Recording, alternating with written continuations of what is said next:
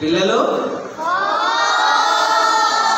మనం రామాయణంలో ఇప్పటి వరకు ఏమేం కాండాలు నేర్చుకున్నాం? గుడ్. ఇప్పుడు మరి మూడవదైనటువంటి అరణ్యకాండం గురించి నేర్చుకుందాం.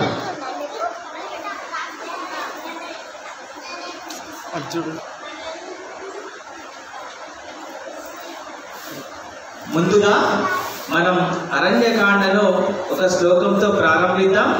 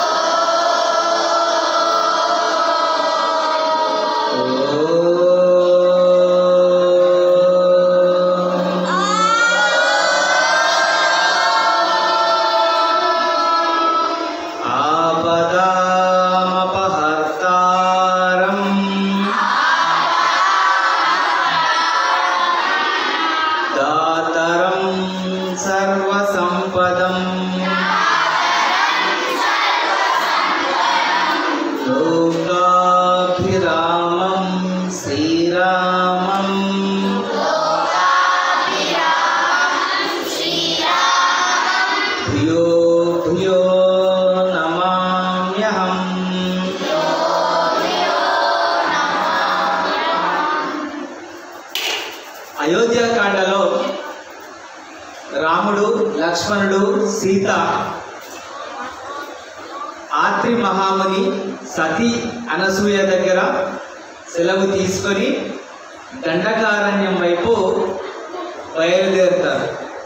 అలా వారు దండకారణ్యం వైపు బయలుదేరడంతో ఈ అరణ్యకాండ ప్రారంభమవుతుంది. అరణ్యం పేరేంటిది? ఈ దండకారణ్యం చాలా దట్టమైనటువంటి అడవులతో కూడి ఉంటుంది. ఈ అరణ్యంలో ఎంతో మంది ఋషులు, మహర్షులు తమ ఆశ్రమాలను ఏర్పాటు చేసుకొని ఉంటున్నారు. ఇలా రామలక్ష్మణులు దండకారణ్యంలోకి రాగానే ప్రతి ఋషి, మహర్షి వాళ్ళను ఆప్యాయంగా ఆహ్వానిస్తూ తమ ఆశ్రమంలో ఒక్కో రోజు ఉంచుకుంటూ సాగనంపుతున్నారు. అలా వారు ఎన్నో ఆశ్రమాలు తిరిగి అక్కడ ఉన్నటువంటి మరొక ప్రముఖ మహర్షి అయినటువంటి అగస్త్య మహర్షి ఆశ్రమానికి వెళ్తాడు. ఎవరి ఆశ్రమానికి వెళ్తాడు? అగస్త్య మహర్షి. అగస్త్య మహర్షి ఆశ్రమానికి వెళ్ళగానే అగస్త్యుడు రామలక్ష్మణులను సాదరంగా ఆహ్వానించి లోపలికి తీసుకెళ్లడంతో రామలక్ష్మణులు అగస్త్యునికి ప్రణమిల్లి ఆశీర్వాదం తీసుకుంటారు. దాంతో అగస్త్యుడు రామలక్ష్మణులకి ఆసనం వేసి కూర్చుండబెట్టి వారికి తనకు తెలిసిన సకల శాస్త్రాలను, వేద విద్యలను బోధిస్తాడు. వాటిని నేర్చుకున్న రామలక్ష్మణులు కొద్ది రోజులు అక్కడే ఉండగా వాళ్ళు ఉంటున్న రోజులలో అగస్త్యునికి చాలా సంతోషం అనిపించడంతో రాముడితో, ఓ రామ, మీ యొక్క అరణ్యవాసాన్ని పూర్తిగా ఈ ఆశ్రమంలోనే గడపండి అని అడగగా, ఓ ఋషివర్య, మేము పూర్తిగా వనవాస దీక్షను ఇక్కడ గడపలేము, ఇంకా ముందుకు వెళ్ళాల్సినటువంటి ఆలోచన ఉంది. కావున మేము వనవాస దీక్షను గడపడానికి మాకు ఒక సరి అయిన చోటును, స్థలాన్ని సూచించండి అని అడగగా అప్పుడు అగస్త్య మహర్షి ఇక్కడి నుంచి కొన్ని మైళ్ళ దూరంలో దక్షిణ దిశగా గౌతమి నది ఉంది. నది పేరేంటమ్మా? ఈ గౌతమి నదికి మరొక పేరే గోదావరి. గోదావరి నది ఉంది. ఆ గోదావరి నది ఒడ్డున పంచవటి క్షేత్రం ఉంది. ఏ క్షేత్రము? ఆ పంచవటి క్షేత్రము మీకు చాలా అనువైన ప్రదేశంగా ఉంటుంది. అక్కడికి వెళ్ళండి అని సూచించడంతో అతని వద్ద సెలవు తీసుకొని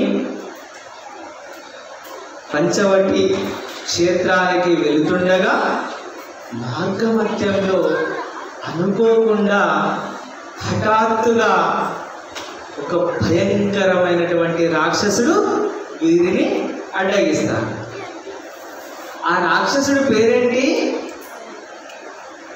విరాధుడు. ఏం పేరు? విరాధుడు. ఈ విరాధుడికి మరొక పేరుంది, అది తుంబురుడు.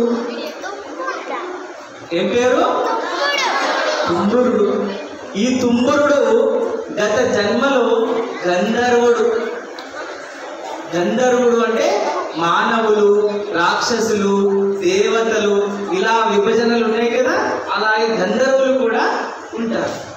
అయితే ఒకరోజు ఈయన రమ్మ కోసము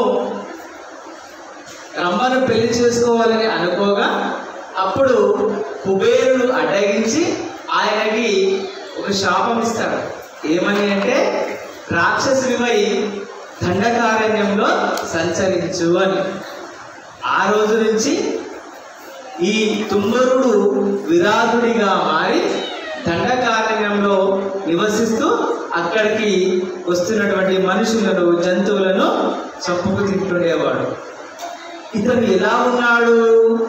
చాలా భయంకరంగా వికృత రూపంతో ఉన్నాడు. ఇంకా చెప్పాలంటే ఇతని రూపం ఎలా ఉంది అంటే, ఇతనికి తల లేదు, కేవలం మొండెము నుంచి మిగతా శరీరం మాత్రమే ఉంది. అతని వక్షస్థలంలో అనగా ఛాతి వద్ద ఒక పెద్ద కన్నుంది, ఒకే ఒక కన్ను. అతని పొట్ట భాగంలో ఒక పెద్ద నోరు ఉంది. ఆ కన్నుతో బెదిరిస్తూ నోటితో అందరినీ గుటకాయ స్వాహ చేస్తున్నాడు. అలా రామలక్ష్మణులను చూడగానే, ఆహా, ఈ రోజుకి నాకు మంచి భోజనం దొరికింది, వీళ్ళిద్దరిని తింటాను, చాలా అందంగా ఉన్నటువంటి సీతను పెళ్లి చేసుకుంటాను అనుకొని రామలక్ష్మణుల పైకి చంపడానికి రాగా రాముడు ఒకే ఒక్క బాణంతో గురి చూసి విరాధుని కొట్టగా విరాధుడు మరణిస్తాడు. దాంతో విరాధుడు మరణించగా వారు మరింత ముందుకు దక్షిణ దిశగా వెళ్ళగా అక్కడ అందమైనటువంటి గోదావరి నది చాలా సుందరంగా ప్రవహిస్తుంది. దాని అలలు అలా అలా ఎగిసిపడుతున్నాయి. అక్కడ చూడముచ్చటైనటువంటి చెట్లు, ప్రకృతి రమణీయంగా ఉంది. పశు పక్షాదులతో, పక్షుల కిలకిల రావాలతో అలరారుతూ ఉంది. ఇంకా ముఖ్యంగా అక్కడ పంచవటి క్షేత్రం ఉంది. పంచవటి అనగా ఏమిటి? వటి, వట వృక్షం అని దేనిని అంటారు? మర్రి చెట్టును వట వృక్షము అంటారు. పంచ అనగా ఎన్ని? 5. అంటే 5 మర్రి చెట్లు, పెద్ద పెద్ద చెట్లు గల పంచవటి అని అంటారు. దీనికి మరొక అర్థం కూడా ఉంది. పంచవటికి రెండవ అర్థం 5 మహిమాన్వితమైనటువంటి వృక్షాలు కలిగినటువంటి చోటు. మరి ఏంటా వృక్షాలు? 5 వృక్షాలు, 5 రకాలు.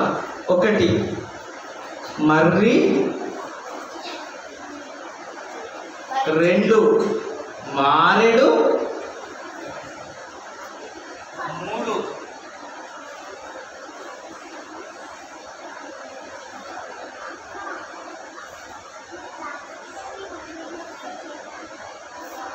మర్రి, మారేడు, మేడి, 4 రావి, 5 ఉసిరి. కొంతమంది ఉసిరి ప్లేస్లో జువ్వి అని కూడా చెప్తారు. ఇలా 5 రకాల మహిమాన్వితమైనటువంటి వృక్షాలు కలిగినటువంటి చోటునే పంచవటి అంటారు. ఈ పంచవటి క్షేత్రాన అంత అద్భుతమైనటువంటి ప్రదేశాన వారు పర్ణశాలను నిర్మించుకుంటారు. ఈ పర్ణశాలలో ఉంటూ గోదావరి తీరాన చాలా ఆనందంగా హాయిగా గడుపుతుంటారు. ఇలా వాళ్ళు సంతోషంగా గడుపుతున్నటువంటి సమయంలో కాలం ఎప్పుడూ ఒక తీరుగా ఉండదు. అనుకోని మార్పులు జరుగుతుంటాయి. అలా అనుకోకుండా ఒక ఊహించని మార్పు జరిగింది. ఏంటది? ఒకరోజు పర్ణశాల బయట రాముడు మరియు లక్ష్మణుడు వేరు వేరు చోట్ల అలా కూర్చున్నారు సేద తీరడానికి. అప్పుడు శూర్పణఖ అనే రాక్షసి, ఎవరు? శూర్పణఖ అనే రాక్షసి రాముడి యొక్క అందాన్ని, సౌందర్యాన్ని చూసి ముగ్ధురాలై తనని సొంతం చేసుకోవాలి, పెళ్లి చేసుకోవాలి అని రాముడి దగ్గరికి వెళ్ళి, ఓ జగదేక వీరుడా, నువ్వు చూడడానికి చాలా అందంగా ఉన్నావు అని తాను కూడా రాక్షసి రూపం కాకుండా అత్యంత సౌందర్యవతి అయిన రూపం ధరించి వెళ్ళి అడుగుతుంది. అప్పుడు రాముడు చెప్తాడు, ఓ సాధ్వి, నాకు వివాహమైంది, నా భార్య పేరు జానకి, ఇక్కడే పర్ణశాలలో ఉంటుంది. నేను ఏకపత్ని వ్రతుణ్ణి. ఏకపత్ని వ్రతుణ్ణి అనగా ఒకే భార్యను పెళ్ళి చేసుకోవాలి అనేటువంటి దీక్షను తీసుకున్నవాడిని. కావున నేను మరొక పెళ్ళి చేసుకోలేను అనగా తను బాధపడుతుంది. అప్పుడు రాముడు, నీకు ఇష్టమైతే ఇక్కడనే మా యొక్క తమ్ముడు లక్ష్మణుడు ఉన్నాడు, అతనికి కూడా పెళ్ళైంది, కానీ అతని భార్య ఇప్పుడు ఇక్కడ లేదు, దూరంగా ఉంది, తను ఒంటరిగానే ఉన్నాడు. చూడు, ఒకసారి అతన్ని అడుగు, నా యొక్క సందేశాన్ని నీ వీపుపై రాసి పంపిస్తాను అని శూర్పణఖ వీపుపై రాముడు సందేశాన్ని రాసి లక్ష్మణుడి దగ్గరికి పంపిస్తాడు.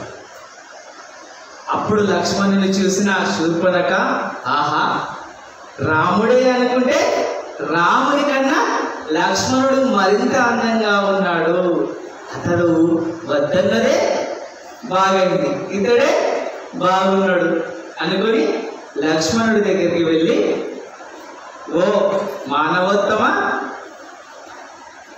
నన్ను పెళ్లి చేసుకుంటావా మనం కలిసి ఉందాం అనగా అతడు చెప్తాడు, నాకు పెళ్ళైంది, నేను చేసుకోలేను అని. అప్పుడు శూర్పణఖ చెప్తుంది, నాకు తెలుసు, మీ అన్నగారే నీ దగ్గరికి పంపించాడు చూడు అని వెనక్కి తిరిగి వారి అన్నగారి సందేశాన్ని చూపిస్తుంది.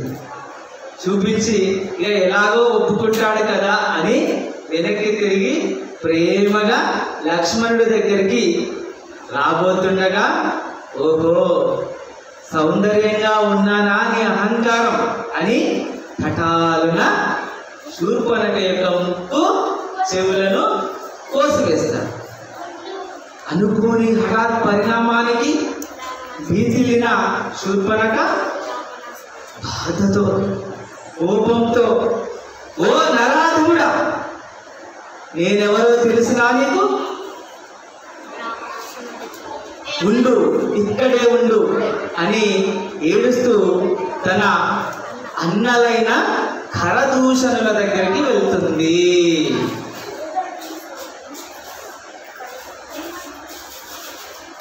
వెళ్ళి తనకు జరిగిన అవమానాన్ని చెప్పగానే ఖరదూషణులు 24,000 సైన్యంతో రామలక్ష్మణులపైకి దాడి చేయడానికి వస్తారు.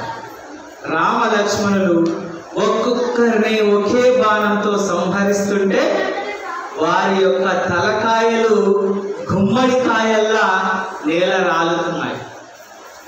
అప్పుడు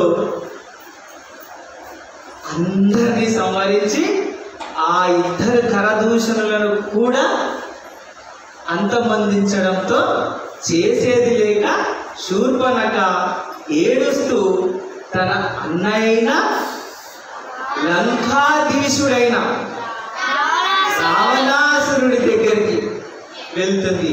అతను పెద్దన్న రావణాసురుడు.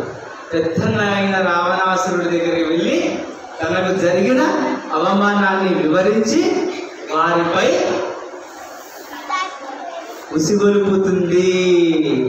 అప్పుడు రావణుడు, శూర్పణఖ నీవు దిగులు చెందకు, వారిని నేను శిక్షిస్తాను అని చెప్పగా శూర్పణఖ ఇంకేం చెప్తుంది రావణుడికి, ఓ రావణ భ్రాత, రాముడి యొక్క ఇల్లాలు సీత అపురూప సౌందర్యవతి, అతిలోక సుందరి. ఆమంత అందమైన స్త్రీని నేనింతవరకు చూడలే. నీ వెళ్ళి ఆమెను అపహరించి పెళ్లి చేసుకుంటే నాకు చూడాలని ఉంది అని చెప్పగా, అవును నాకు తెలుసు సీత ఎంతటి సౌందర్యవతియో అంటాడు. మరి నిజంగా రావణుడికి తెలుసా సీత యొక్క సౌందర్యం? ఎలా తెలుసు? అలనాడు జనక మహారాజు నిర్వహించినటువంటి సీతా స్వయంవరంలో స్వయంగా రావణాసురుడు పాల్గొని శివధనస్సును ఎక్కుపెట్టలేక కింద పడి అవమాన భారంతో తిరిగి వచ్చినప్పటి నుంచి నేను ఓడిపోయాను, సీతను గెలవలేకపోయాను అనేటువంటి బాధతో కోపంతో ఉన్నాడు. ఆ పగ ఈరోజు తీర్చుకునే అవకాశం వచ్చింది అని రామలక్ష్మణులపైకి సీతను అపహరించడానికి బయలుదేరుతాడు. బయలుదేరుతూ మార్గ మధ్యంలో మారీచుడి దగ్గరికి వెళ్ళి తన సహాయాన్ని కోరుతాడు. రావణాసురుడు ఎవరి దగ్గరికి వెళ్తాడు? మారీచుడి దగ్గరికి వెళ్తాడు. ఈ మారీచుడు ఎవరో తెలుసా మీకు? ఎవరు? బాలకాండలో విశ్వామిత్రుడు చేస్తున్నటువంటి యజ్ఞయాగాదులను భగ్నం చేస్తున్నటువంటి ఇద్దరు రాక్షసులైన మారీచుడు, సుబాహుడు. అప్పుడు రామలక్ష్మణుడు వారిని అడ్డుకొనగా సుబాహుడు చనిపోతాడు. మారీచుడు 70 యోజనాల దూరంలో ఉన్నాక కాటకంలో పడి కూరుకుపోవడంతో తిరిగి ఎలాగో అలాగా బయటకు వస్తాడు. వచ్చిన ఆ మారీచుడి దగ్గరికి వెళ్ళి సహాయాన్ని అడగగా మారీచుడు చెప్తాడు రావణాసురుడికి, ఓ రావణ, నీవు సీతను అపహరించడం అనేది మంచి పని కాదు, కావున నేను నీకు సహాయం చేయలేను అని అడగగా, ఓ మారీచ, నీవే కనుక నాకు సహాయం చేయకపోతే నిన్నిప్పుడే ఇక్కడే భూస్థాపితం చేస్తా అంటాడు. అప్పుడు మారీచుడు రావణాసురుడి చేతిలో చావడం కన్నా రాముడి చేతిలో చావడం మిన్న అనుకొని తనకు సహాయం చేయడానికి ఒప్పుకొని వారు పర్ణశాలకు వెళ్తారు. పర్ణశాలకు వెళ్ళగానే రావణాసురుడు మారీచుడిని మాయాలేడిగా మారుస్తాడు. ఇలా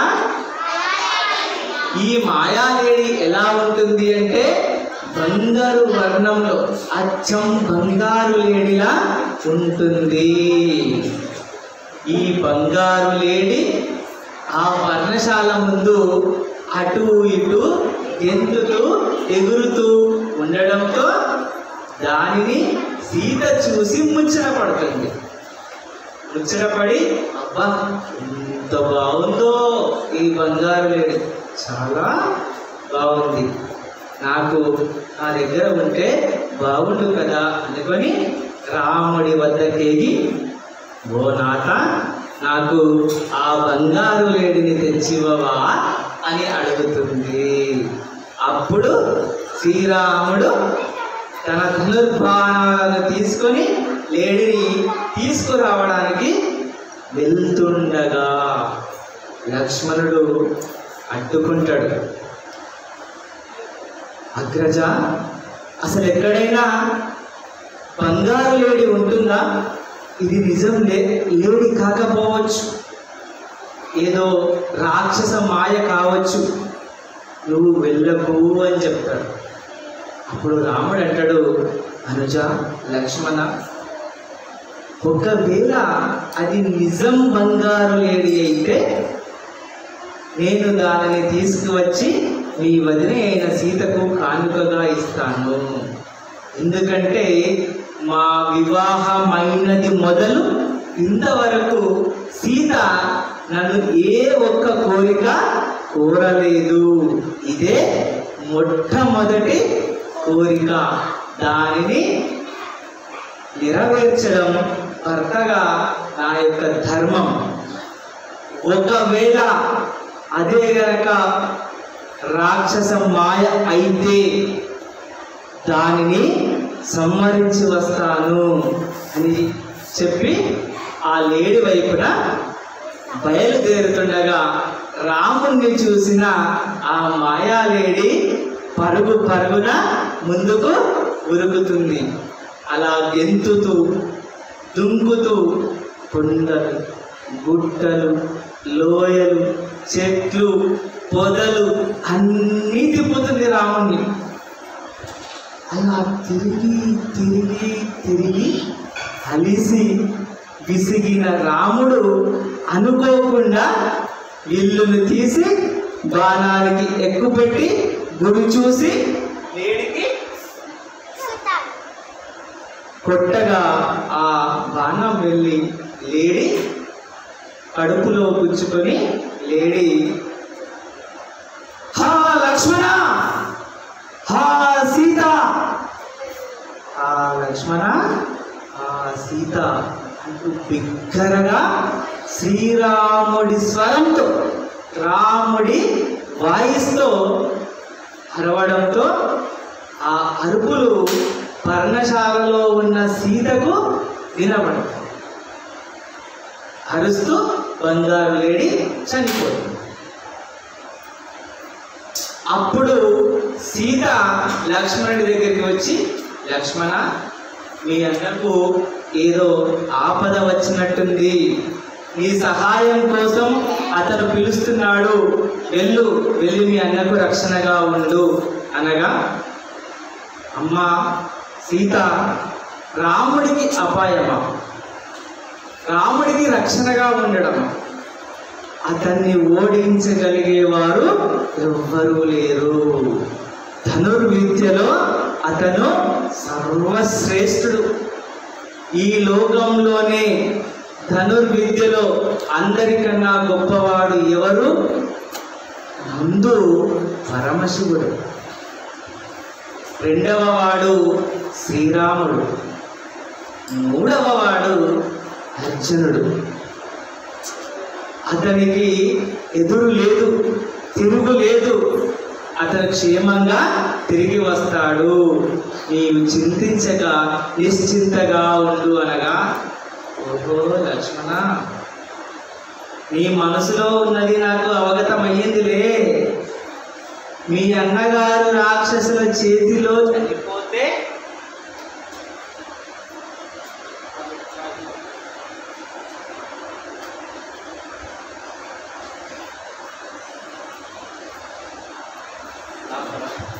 మీ అన్నగారు రాక్షసుల చేతిలో చనిపోతే నీవు నన్ను పొందాలనుకుంటున్నావా, పెళ్లి చేసుకోవాలనుకుంటున్నావు కదా అనగానే, అమ్మా ఎంత మాట అన్నారు తల్లి రామచంద్ర అని బాధపడి దుఃఖిస్తూ వెంటనే తన ధనుర్బాణాలను తీసుకొని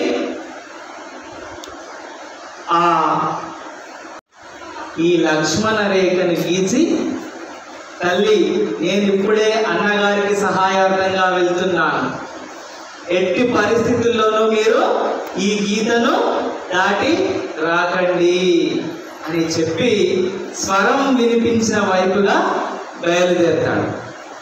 అతను అలా వెళ్ళగానే ఇదే అనువైన సమయం అని భావించిన రావణాసురుడు రాక్షస రూపం మార్చి ఒక సాధువు రూపం వేసుకుంటాడు.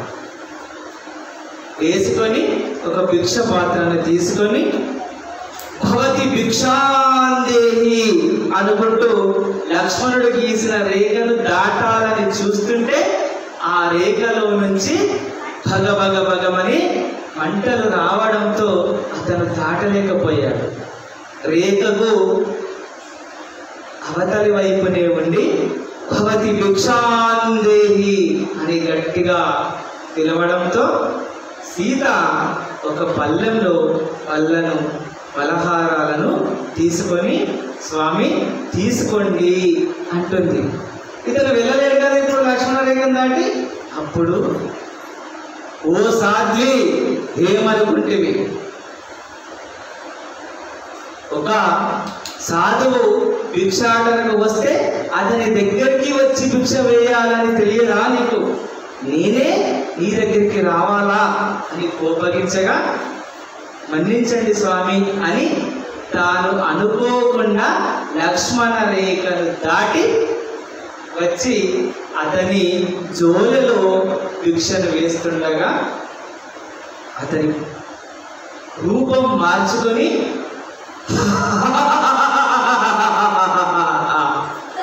అంటూ బిగ్గరగా నవ్వి రాక్షస రూపం ధరించగా అది చూసిన సీత భీతిల్లి భయపడి నేలకూలి స్పృహ తప్పుతుంది. వెంటనే సీతను భూమిలోంచి పెకిలించి తన పుష్పక విమానంలో వేసి ఆకాశ మార్గాన లంకకు బయలుదేరాడు. అలా వెళ్తుండగా సీత కాపాడండి, రక్షించండి అని అరుస్తుండగా అదే మార్గాన వెళుతున్నటువంటి జటాయువు అనేటువంటి పక్షిరాజు, ఎవరు?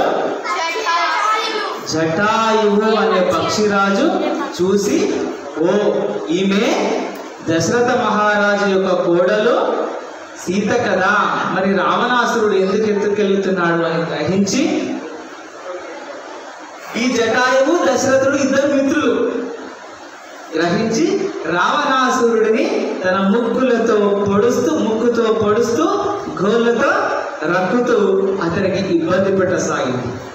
అతడు ఎంత తప్పించుకున్నా తప్పకపోగా తన వరలోంచి పదునైన కత్తిని తీసి ఆ జటాయు యొక్క రెండు రెక్కల్ని ఖండించడంతో అది నేల కూలుతుంది.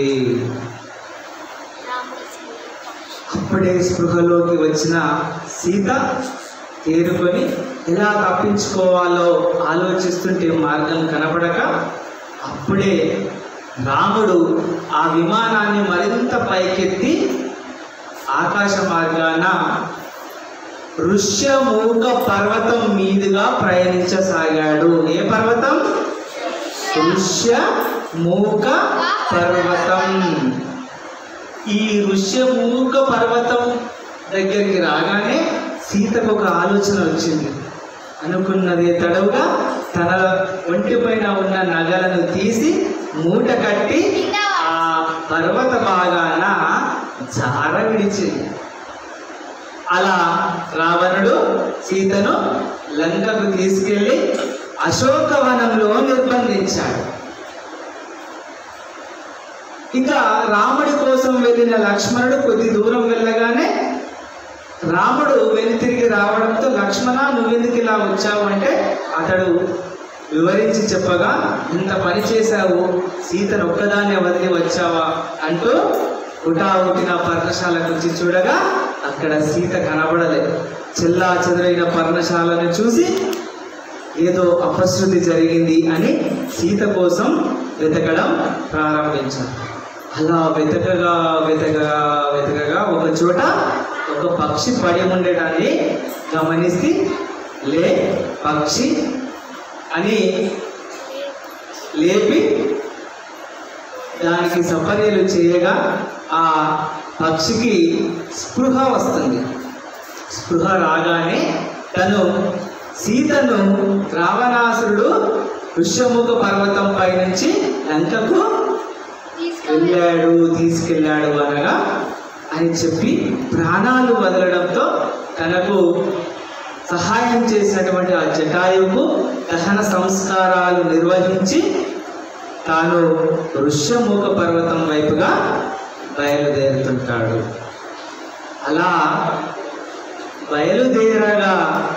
బయలుదేరుతుండగా అనుకోకుండా వెనుక నుంచి కబంధుడు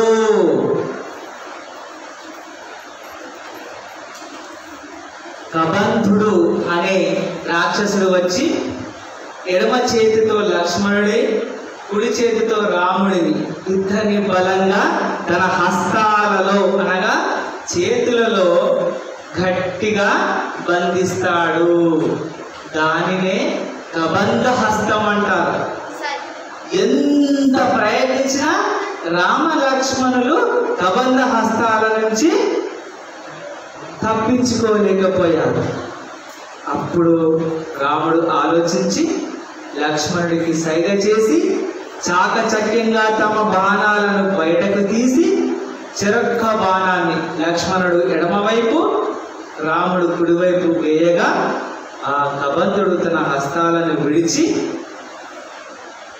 అక్కడే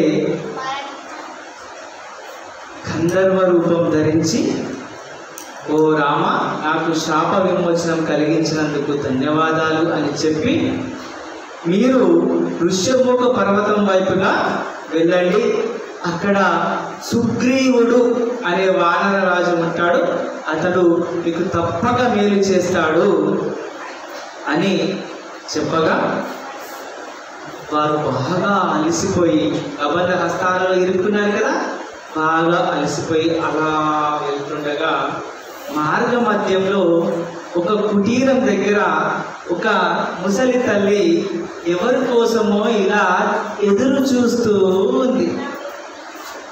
వాళ్ళు ఎవరు అని రాముడు చూసి ఆమె దగ్గరికి వెళ్ళి, శబరి, నీవు ఎవరి కోసం ఎదురు చూస్తున్నావు అని అడుగుతాడు.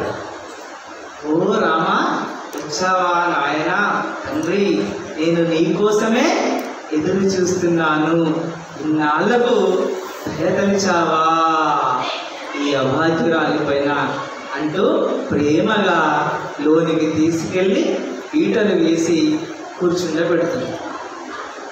వాళ్ళను చూస్తే బాగా అలసిపోయినట్లు కనిపించారు, నీరసంగా కనిపించారు. వెంటనే లోపలికి వెళ్ళి ఒక పళ్ళెంలో పండ్లను తీసుకొచ్చి రాముడికి తినుమని ఇస్తుంది. అంతలోనే మళ్ళీ ఆ పళ్ళాన్ని తన వైపుకు లాక్కుంటుంది, తన దగ్గరకు లాక్కొని ఆ పళ్ళెంలో ఉన్న పండ్లను ఒక్కొక్కటిగా రుచి చూస్తూ కమ్మగా తీయగా మధురంగా ఉన్న పళ్ళను రామలక్ష్మణులకు ఇస్తుంది. చేదుగా పుల్లగా వగరుగా ఉన్న పళ్ళను పడేస్తుంది. అది చూసి లక్ష్మణుడు ఆశ్చర్యపోతాడు. అలా ఆశ్చర్యపోతుండగా రాముడు శబరి కొరికిచ్చిన పళ్ళను సంతోషంగా ఆనందంగా తింటాడు. తినడంతో మరింత ఆశ్చర్యం పోయి, రామ, ఆమె శబరి ఎంగిలి చేసిన పళ్ళను ఎలా తిన్నారు మీరు అని అడగగా, లక్ష్మణ, శబరి ఆ పళ్ళను ఎంగిలి చేయలేదు. తన మనసులో ఉన్న కోరిక ఏంటి అంటే కమ్మటి పళ్ళను మనకు అందించాలని. ఒకవేళ మనం తినే పళ్ళు రుచికరంగా లేకపోతే మనము ఇబ్బంది పడతామేమో అని ముందుగానే తాను రుచి చూసి కమ్మటి పళ్ళను మాత్రమే మనకు భక్తితో ప్రేమతో ఇచ్చింది. ఇవి రుచికరమైన పళ్ళే కానీ ఎంగిలి పళ్ళు కావు అనగా రామలక్ష్మణులు ఇద్దరు శబరు పెట్టిన పళ్ళను తృప్తిగా తిని, ఓ శబరి, ఆకలితో ఉన్న మాకు పళ్ళని ఇచ్చి మాకు ఆకలి తీర్చావు, నీళ్ళనిచ్చి దాహం తీర్చావు అని ఇక నుంచి భవిష్యత్తులో నీవు ఆకలితో ఉన్నవారికి దాహంతో ఉన్నవారికి ఆకలిని దాహాన్ని తీర్చాలని శబరి నదిగా భవిష్యత్తులో మారమని వరమిచ్చి ఋష్యమూక పర్వతం వైపుగా సాగిపోతుంటారు. ఈ విధంగా వారు ఋష్యమూక పర్వతం వైపుగా సాగిపోవడంతో ఈ 3వ కాండ అయిన అరణ్యకాండ సమాప్తమవుతుంది. ఈ కాండాన్ని శ్లోకంతో ముగిద్దాం. కళ్ళను మూసి ఉంచండి. ఓ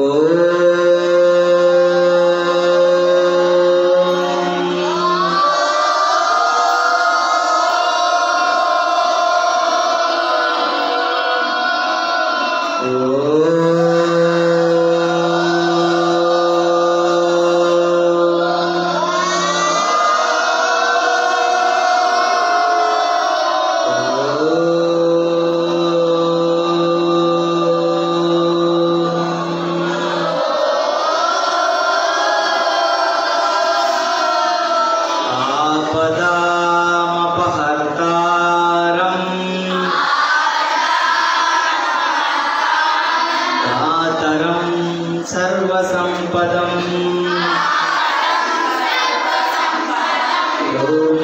యోగాభిరామం శ్రీరామం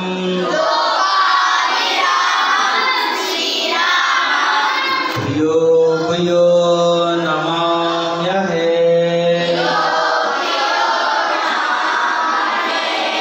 శ్రీరామ జయ రామ జయ జయ రామ.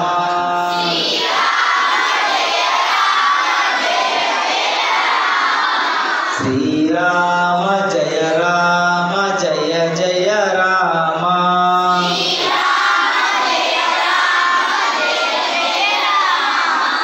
రామ లక్ష్మణ జానకి, రామ లక్ష్మణ జానకి.